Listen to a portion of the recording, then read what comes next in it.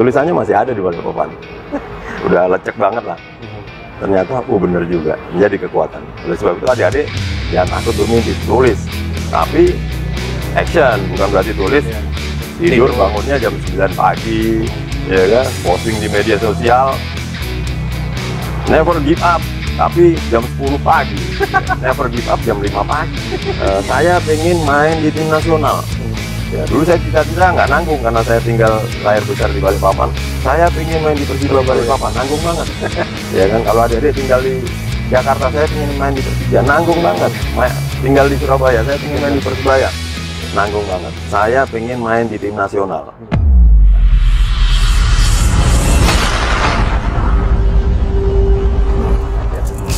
Halo Sobat GAN, ketemu lagi dalam bincang-bincang pembinaan di GAN Channel.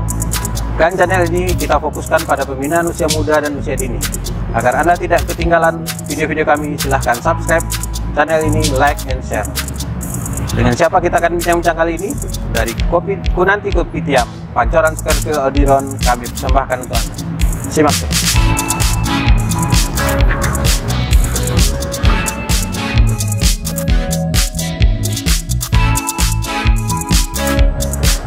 Halo Sobat GAN, salam pembina. Kali ini kita dapat kehormatan lagi bersama-sama dengan Coach Bima Sakti Tukiman. Itu nama aslinya itu. Iya Bang. Ya. Jadi Coach Bima Sakti, saya mungkin tidak banyak memperkenalkan beliau. Kita sudah sama tahu sekarang masih berstatus pelatih kepala Timnas U16. Ya. Dulunya adalah di Primavera sama dengan Coach Kurni yang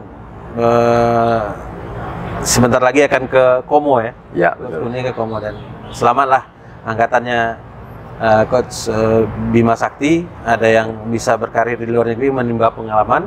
Ya. Dan Coach Bima ini dulunya di Primavera, adalah kapten tim Primavera Ya, tahun berapa? Tahun 93 sampai 95. 93-95, kemudian juga beralih ke tim nasional dan di beberapa klub profesional Liga Indonesia. Nah, Coach Bima, kita ngobrol santai aja. Kita lebih banyak fokus karena ini channelnya untuk anak-anak dan pembinaan usia muda, usia dini. Kita ingin memberikan motivasi lah. Bagaimana perjalanan karir Coach Bima mulai dari kecil mengenal sepak bola sampai ya berkarir pelatih. Nah, setelah itu mungkin segmen lain kita akan bahas bagaimana soal pembinaan, visi Coach Bima soal pembinaan usia muda. Nah, bisa diceritakan awal bermain bola itu di tahun berapa itu? Itu tahun 91 ya, 91. Dulu saya bergabung di sekolah. Saya mengadakan ini ya, latihan setiap hari Minggu, jadi seminggu sekali. Itu 91 berarti ya, SMP? Masih SMP kelas 3 ya. Kelas 3. Kelas 3, kemudian SMP saya, SMP Negeri 5 Balikpapan ini ikut turnamen namanya Gala Siswa. Gala Siswa? Ya, tingkat SMP se-Balikpapan. Dan alhamdulillah waktu itu tahun 91 saya tim SMP ini juara, kemudian saya terpilih menjadi pemain terbaik dan pencetak gol terbanyak, 10 gol. Kemudian saya dipilih oleh Persiba Junior. Itu udah di gelandang atau di penyerang? Waktu itu main di sayap. Oh, di sayap. Ya, saya di sayap kanan ya. Nomor punggung juga masih nomor punggung 7. Nah, singkat cerita, saya dipanggil oleh Persiba Junior. Kemudian saya nggak terpilih. Di Persiba Junior? Iya, di Persiba Junior saya nggak terpilih. Saya dipulangkan ke rumah tahun 91 karena mereka persiapan untuk Piala Suratin di Bogor. Mohon maaf, di Sukoharjo. Di Sukoharjo, Solo. Ya. Di Sukoharjo, Solo. Saya nggak berangkat, saya pulang. Saya nggak dapat sepatu pembagian juga. Saya sempat nangis di rumah. Orang tua saya angkatan udara. Saya sempat nangis. Orang tua saya bilang, Bima, kenapa kamu nangis? Anak tentara nggak boleh sedih. Akhirnya saya dilempar sebuah buku ciptaan Will Cover. Saya lihat ini, Pak, wah ini bagus banget nih bukunya nih. Kalau bisa difotokopi lah. Tahun 91 itu fotokopi habis sekitar 20.000. Luar biasa besar juga tahun 91 ya. Akhirnya saya pelajari terus. Alhamdulillah rumah saya di Komplek Auri di Balikpapan ada lapangan bola milik Auri. Sehingga saya karena dekat rumah, saya latihan terus. Setiap pagi jam 5 subuh, habis sholat subuh saya langsung ke lapangan. Bahkan sempat juga teman-teman saya ngolokin gitu, yang satu kelas sama saya, satu SMP sama saya. Udah nggak Bima terpilih. Sakti, ya udah nggak kepilih. Kemudian Bima Sakti ngapain tuh di lapangan sendirian kayak orang gila aja. Tapi dalam hati saya pengen sukses, saya pengen masuk tim nasional. Alhamdulillah, setelah 5 tahun kemudian saya dipanggil tim nasional untuk persiapan ke Primavera. Bahkan sekarang lapangan yang dulu tempat saya latihan dikasih nama saya, lapangan sepak bola Bima Sakti Lanut Balikpapan. Oh, nah berarti mulainya itu sebelum SMP itu sudah ada latihan? Ya, waktu itu ya hanya latihan biasa karena rumah dekat lapangan bola. Kemudian lingkungan juga, faktor lingkungan juga sangat mempengaruhi karena teman-teman banyak yang latihan, tapi ya latihannya masih. Jadi artinya Coach Bima ini muncul dari bakat kampung lah ya? Ya, dari kampung. Karena mungkin saya ulas sedikit bahwa saat itu di Balikpapan belum ada yang namanya SSB atau klub-klub. Belum. Paling kalau klub pun klub-klub amatir yang belum ada untuk anak-anak dan segala macam. Betul. Jadi betul-betul dari bermain bersama, nggak jelas ada pelatihan arahan segala macam, baru muncul setelah ada Gali Siswa itu. Ya beda seperti zaman sekarang ya Bang. Ya, kalau sekarang kan banyak kompetisi ya Biskuat mengadakan sebuah kompetisi, kemudian ada kompetisi juga PSSI di Elite Pro Academy. Kalau dulu nggak ada SSB, nggak ada latihan yang teratur seperti sekarang gitu. Ya praktis setelah SMP itu baru memfokuskan diri. Ya, baru dulu saya atlet badminton, sempat juga saya hampir mau masuk Labda. Kalau tentara kan tentara lebih banyak kemudian karena saya latihan bola kok lebih tertarik di bola gitu, karena sempat berangkat mau berangkat tim Suratin, ternyata batal. Ya, dari situ saya bangkit. Kemudian setelah itu saya dipanggil oleh Prapon, ikut Prapon tahun 91, 92 saya masuk di Suratin Persisam Samarinda. Tidak lagi di Balikpapan? Bukan di Balikpapan, Persisam Samarinda. Saya berangkat untuk Piala Suratin di Bogor. Saya hanya main sekali, sempat cedera, dan alhamdulillah dari situ saya dapat kesempatan seleksi untuk ke Primavera. Termasuk ketemu dengan Kurniawan. Jadi artinya Coach Bima jalur masuk Primaveranya dari seleksi Suratin Persisam itu ya? Yang tahun 92 ya. Nah setelah proses di kemarin ceritanya Coach Kurni, dia dari Ragunan masuk, dan dalam proses seleksi itu selalu ikut. Nah Coach Bima masuknya dari mana? Saya waktu itu ikut dari seleksi Suratin. Suratin ketemu dengan hasil scouting dari Suratin, termasuk dari Diklat se-Indonesia gitu, termasuk Kurniawan dari Diklat Ragunan, kemudian ada juga dari Supriyono dari Diklat Salatiga, kemudian Yeyen Tumena, Gus Nedi itu dari Diklat Padang. Dulu antar Diklat kan juga mereka juga mengadakan kompetisi juga gitu. Jadi panjang prosesnya untuk seleksi Primavera, dari 60 pemain sehingga sampai 20 pemain untuk berangkat ke Italia.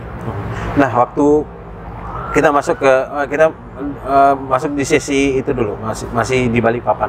Jadi artinya saat di Balikpapan hanya mengandalkan ada turnamen seleksi untuk Suratin aja waktu itu. Jadi belum ada kan waktu itu bagaimana kayak sekarang ada turnamen-turnamen. Iya, belum banyak sekali Bang. Dulu paling SSB belum ada, kemudian kita hanya latihan seminggu sekali. Itu pun juga sekolah mengadakan latihan gitu. Jadi hanya pemainnya juga anak-anak pemain-pemain yang bersekolah di sekolah tersebut gitu. Seperti teman saya di SMP Negeri 5, ya udah pemain-pemainnya dari SMP 5. Kemudian latihan juga hanya seminggu sekali.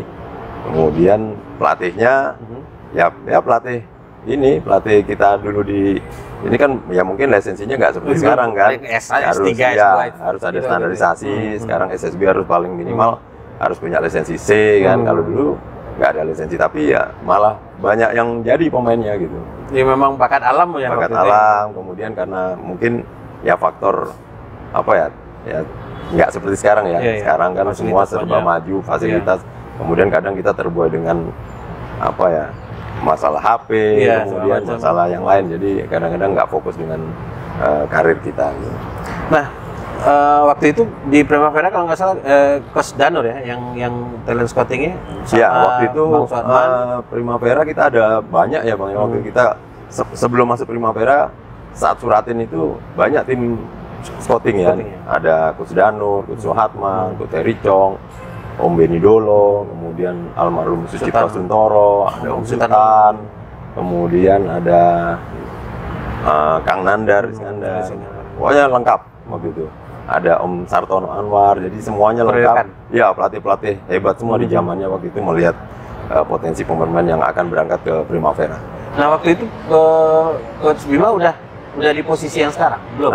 Belum, waktu posisi saya, kemudian Coach Danur manggil saya. Bima, kamu pantasnya, cocoknya kayaknya di posisi nomor 6 ya, sebagai gelandang bertahan, sebagai breaker lah di tengah.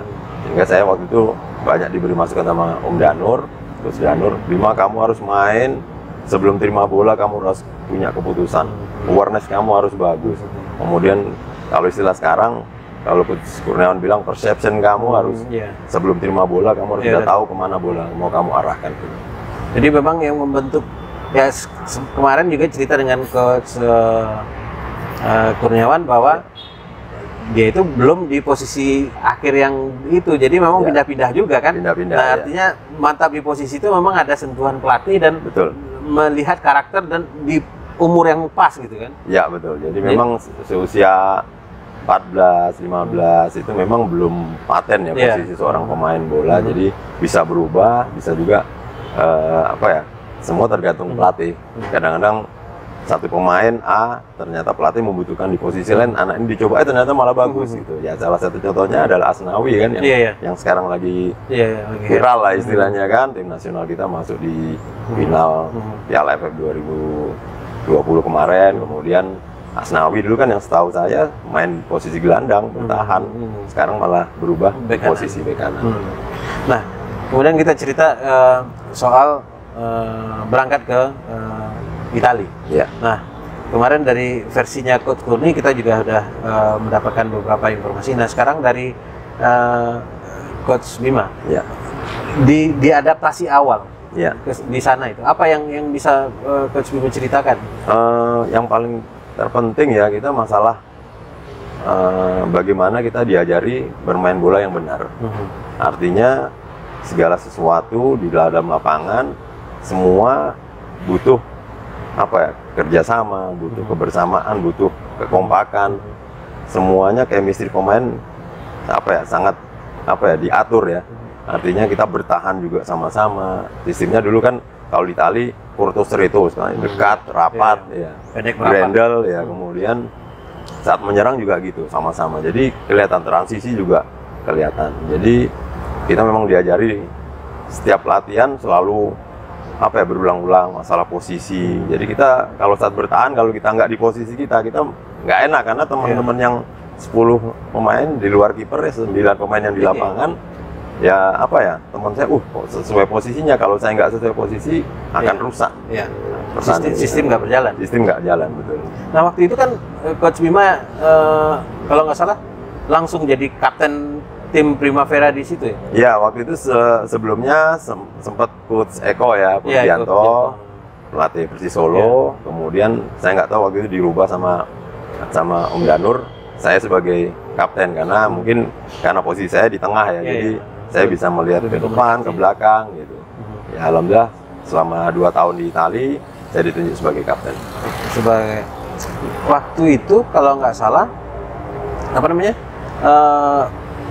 pelatih itu Om Danur masuknya yang dari itu udah langsung Romano Mate.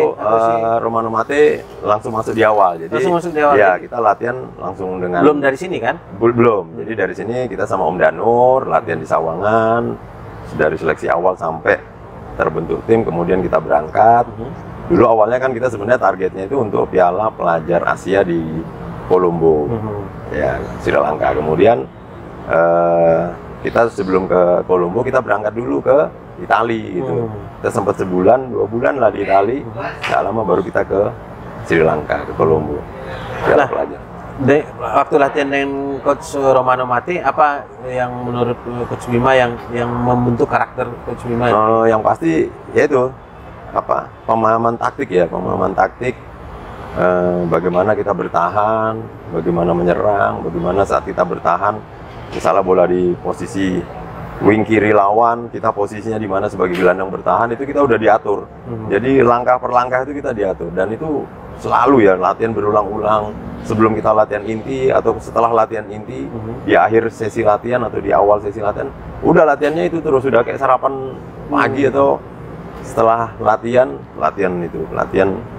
simulasi ya, latihan shadow ya, itu tiap hari. Jadi sehingga begitu dalam pertandingan kita sudah menjadi otomatisasi ya, pemain semuanya udah tahu tugas dan tanggung jawab masing-masing saat dipasang main gitu. Nah, kan ada perbedaan tuh antara Coach Bima latar belakangnya dengan Coach Kurniawan dan beberapa anggota-anggota Primavera yang berasal dari, apakah dari Diklat atau dari ini segala macam. Kan kalau mereka sudah mengikuti latihan terstruktur lah. Sementara Coach Bima dari yang disampaikan tadi kan hanya baru latihan untuk suratin itu aja, kemudian datang. Nah, kira-kira ada apa namanya? Tentu akan berbeda. Kalau Coach Kurniawan, kita pasti akan bertanyakan perbedaan antara pelatihan di sini dan di sana. Nah, kalau di Coach Bima dengan mendapatkan program latihan baru seperti itu yang hanya baca buku lah ya waktu itu ya. Itu apa manfaat, apa perbedaan yang bisa Coach Bima tangkap dari apa yang mereka kasih di situ dengan apa yang dilihat di... Ya, yang paling terlihat adalah masalah mental ya, terutama pemain-pemain yang datangnya dari seleksi dari Diklat gitu, kemudian dari mungkin di daerah yang sudah biasa berkompetisi dengan saya yang waktu dari Balikpapan istilahnya masih kampung ya, dan belum pernah mengikuti latihan secara intensitas bagus, kemudian struktur bagus gitu. Jadi ya sempat juga ya, terutama masalah mental itu tertinggal banget sama mereka yang biasa kompetisi, yang biasa latihan di Diklat itu jadwalnya udah jelas gitu. Setiap hari pasti mereka latihan. Beda sama saya kan, kita sekolah dulu, nanti hari Minggu baru kita latihan. Tapi di luar latihan dengan SMP, saya selalu latihan sendiri juga, apalagi setelah saya nggak terpilih di Suratin Persiba Balikpapan, saya tahun 91 saya pelatihan tiap hari. Makanya lapangan itu sampai dikasih nama saya, karena waktu itu komandannya itu lihat terus saya dari pagi ada Bima, siang pulang apel ada Bima, sore mau olahraga ada Bima. Mungkin tidur aja nggak di lapangan. Jadi kan beliau waktu pindah ke Mabes TNI AU di Jakarta, beliau nanya, itu dulu ada anak di Balikpapan, anaknya Pak Tukiman gitu. Makanya nama saya Bima Sakti Tukiman, karena itu sebenarnya orang tua saya, orang tua saya. Mana anak itu? Oh, sudah di Itali, komandan. Waduh, bagus. Kenapa nggak dikasih nama Bima Sakti aja lapangan ini, supaya menjadi motivasi anak-anak di Balikpapan, bahwasanya sukses itu butuh proses, butuh perjuangan, butuh pengorbanan. Jadi nggak mudah gitu. Nggak dijadikan nama SSB sekalian di situ. Belum. Insya Allah. SSB Bima Sakti kan. Ya, nah, artinya aku ingin menggali lebih jauh bahwa tidak ada kata terlambat untuk memulai sebuah latihan yang terstruktur itu. Buktinya Coach Bima pun mulai dari SMP, dan itu pun latihan sendiri, baru merasakan latihan intensif itu baru setelah ikut Primavera kan. Kan sebenarnya ada perbedaan atau ada satu hal yang berbeda lah. Yang saat ini kan malah dari umur 8 tahun sampai ini sudah mulai menjalani latihan yang intensif di SSB sekarang kan. Nah, artinya poin apa yang bisa Coach Bima ambil dari perjalanan itu sehingga ada yang membedakan? Kalau saya tangkap tadi mungkin salah satunya adalah keinginan kuat dan belajar sendiri itu. Nah, kalau dari saya, karena kayak kita di Italia, kita bermain kompetisi sana seminggu sekali. Ya, jadi setiap hari ini main, minggu depan nanti kita main lagi. Jadi hari ini main, kita otomatis kita juga pemain dituntut untuk berpikir, gitu, berpikir dalam artian, oh, hari ini kita main misalnya lawan Juventus Primavera, hari ini kita bisa kalah gitu. Terutama di awal-awal kita datang di sana ya, setahun kita di Primavera. Itu nomor berapa ya? Gitu kita kadang kalah 4-0, 5-0, bahkan kita kaget gitu dengan cara main di sana, kok mereka rapi main bolanya, terstruktur. Kemudian saat pressing itu sama-sama. Bahkan ada salah satu pemain waktu itu sampai Bima, kita ini lawan berapa orang sih gitu, kita tunjuk, kita hitung pemain di sana 11 juga, kenapa kok mereka bisa pressing 2 orang, 3 orang di satu pemain kan? Harusnya kalau saat saya di pressing 3 otomatis teman saya ada yang kosong 2 orang kan gitu. Ternyata sulit juga kita, ternyata ya itu karena mereka diajari untuk berpikir ya bagaimana bisa pressing sama-sama, bisa rebut bola sama-sama, begitu menyerang mereka juga bisa sama-sama. Jadi artinya di sana latihan yang sudah apa ya terstruktur, kemudian pemain disuruh berpikir juga gitu. Oh latihan hari ini tujuannya ini, latihan ini tujuannya ini gitu. Nah untuk mengejar apa namanya kita anggaplah ketertinggalan atau keterlambatan Coach Bima itu memulai latihan terstruktur itu apa yang menurut Coach Bima yang menjadi poin penting sehingga bisa mengikuti alur seperti itu? Ya, yang pertama saya ya sering komunikasi ya dengan pelatih, apa kekurangan saya tambah gitu, karena terus terang sangat berbeda ya, saya datang dengan latihan yang tidak intensif, kemudian sama pemain yang biasa latihan gitu, kayak Kurniawan, dia Yantung Mena, kemudian ada pemain-pemain lain yang biasa di diklat gitu, mereka latihannya udah terbiasa setiap harinya gitu. Jadi saya ya nanya ke pelatih apa kekurangan saya tambah sendiri. Jadi banyak latihan sendiri Bang. Kemudian saat bermain ya kita bener-bener apa ya, saat latihan, saat pertandingan, terutama saat latihan, saat pelatih memberikan instruksi ya kita dengerin bener-bener apa nih tujuannya. Karena ini kan penting karena kita untuk ngejar ketertinggalan kita gitu. Jadi setelah latihan tanya apa yang kurang ya kita latihan sendiri secara individual gitu. Jadi bagaimana komunikasi dengan pelatih itu harus sering ya, itu kuncinya ya. Betul. Ya, benar. Kalau dari penuturan Coach Bima, artinya, nah saya kembali ke waktu setelah tidak lolos itu, kemudian latihan sendiri itu ada bimbingan orang atau cuma belajar buku? Saya latihan sendiri. Ya, latihan sendiri dari buku. Kemudian saya tiap pagi saya bangun pagi, sholat subuh, saya langsung ke lapangan masih gelap. Karena waktu itu lapangan juga dekat sekolahan SD saya waktu itu. Sebelum masuk ke SMP, jadi lampunya waktu itu belum dimatikan, ya udah di bawah lampu itu saya buka buku, cara-cara bagaimana capping, bagaimana teknik shooting, teknik dribbling, itu saya belajarin semua. Dulu nggak ada kunci yang warna-warni sekarang ya. Pakai ini aja kan? Iya, pakai daun aja, saya pakai daun-daun yang lagi ini. Atau sandal? Ya, 5 meter atau sandal, saya bolak-balik, cara capping saya lihat itu. Ternyata dari situ karena seusia 13, 15 tahun ya.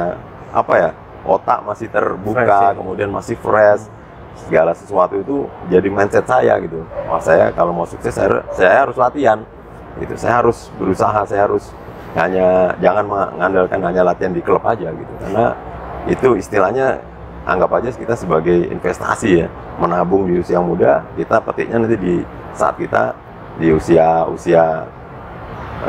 senior gitu. Jadi benar-benar latihan sendiri, tidak ada mungkin apakah ada teman yang 1 kali 2 kali ikut atau tidak, atau benar-benar latihan sendiri? Ya ada berapa kali orang tua saya ya pas lagi setelah kerja gitu, atau pas lagi libur hari Sabtu, Minggu gitu ikut, bawa bambu gitu, bawa kayu, jadi berdiri di samping gawang kanan kiri, misalnya di gawang gitu ya. Nah, dikasih kayunya di sini, Bima kamu pokoknya ambil posisi di pojok sini terus syuting. Nanti kalau syuting bagus, ingat-ingat gitu. Bapak saya padahal hanya sekedar pelatih otodidak aja, hanya belajar dari pengalaman ya. Karena dulu bapak saya juga orang olahragawan juga, main bola, tapi ya sepak bola kampung gitu. Kemudian selalu coba tendang, kalau bola naik atau lewat dari gawang, ingat-ingat jangan diulang. Pas bagus selalu bilang posisi badannya. Jadi nggak ada pelatih khusus gitu. Dan alhamdulillah dari latihan itu ya saya termasuk yang memiliki tendangan yang ini ya, yang kata orang geledek gitu ya. Padahal ya sebenarnya ya semuanya harus dari proses latihan. Saya ingat dulu beberapa kali pertandingan Coach Bima mencetak gol dari tendangan jarak jauh. Ya, ada beberapa kali. Nah, ini poin penting yang ingin saya garis bawahi, bahwa Coach Bima memulai latihan dari kelas 3 SMP.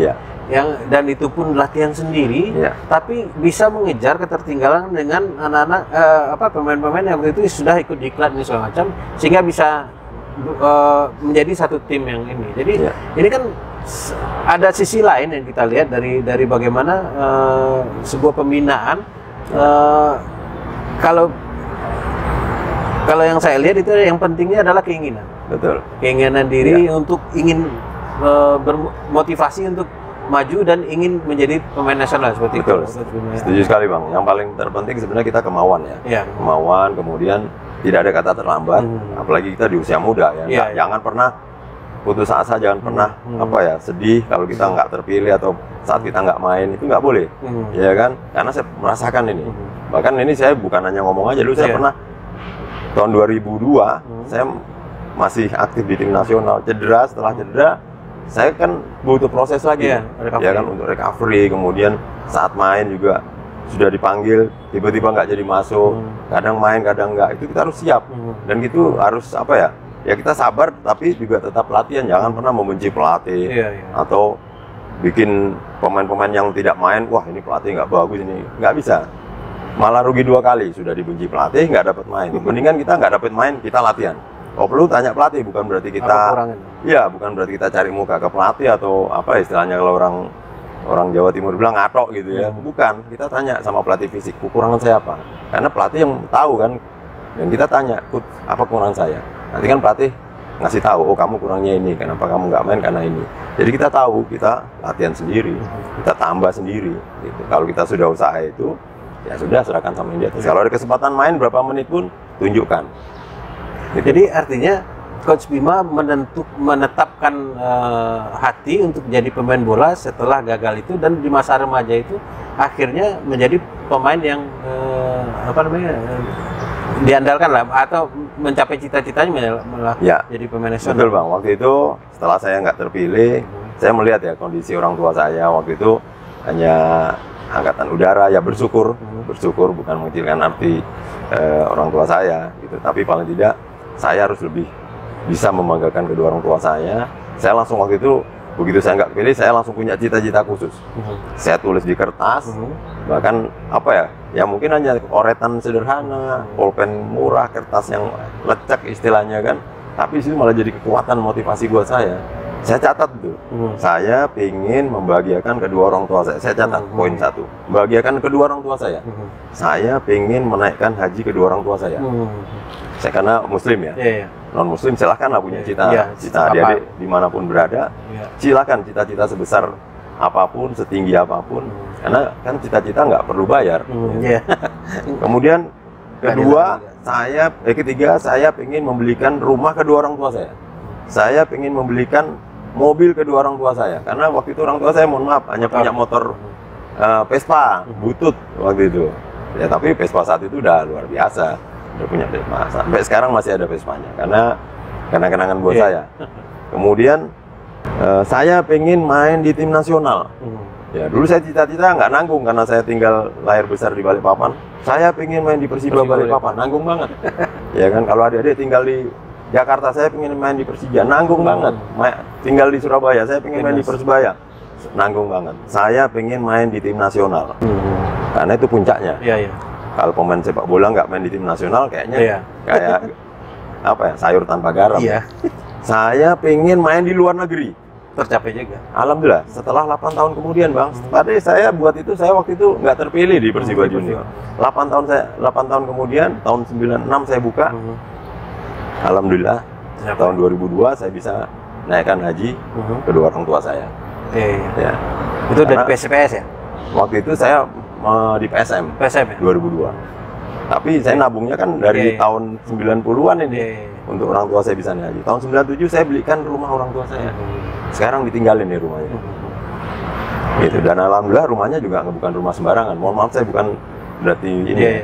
Karena saya ingin bahagiakan orang tua saya gitu. Kemudian saya tahun 96 saya belikan mobil kedua orang tua saya.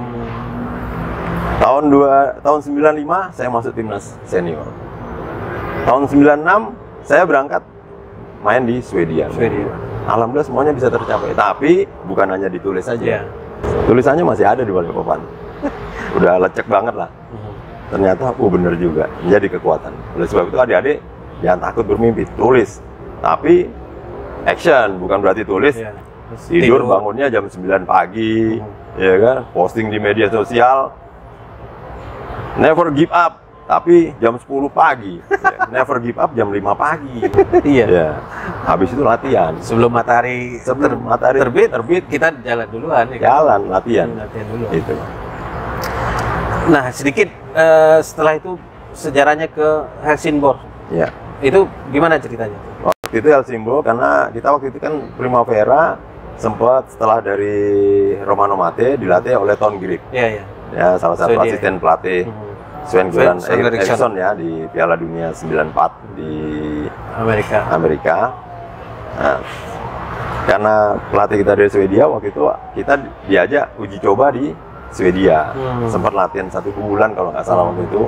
Kita latihan di Swedia, kemudian ada pemandu bakat. Kalau kita uji coba atau apa, ada pemandu bakat, termasuk pemandu bakat dari Helsingborg melihat potensi-potensi pemain Indonesia. Oleh sebab itu tahun 96 saya diberi kesempatan untuk trial lah. Waktu itu ada saya, Coach Indri, Coach Eko, Coach Supri, kemudian Coach Anang Mahrum, ya, sempat berangkat ke sana.